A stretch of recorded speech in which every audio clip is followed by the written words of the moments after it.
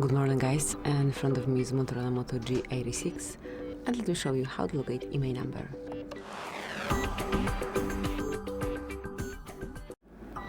So at first open your phone dialer,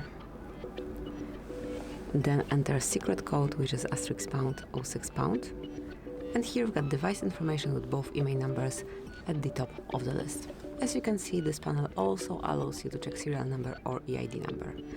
Tap on OK to exit, and now you can also locate IMEI via settings. So at first enroll the settings, then scroll all the way down, mark about phone, and here go to device details right here. Now scroll a bit, and here you've got both IMEIs. So this is it. Thank you for watching. Please subscribe our channel and leave the thumbs up.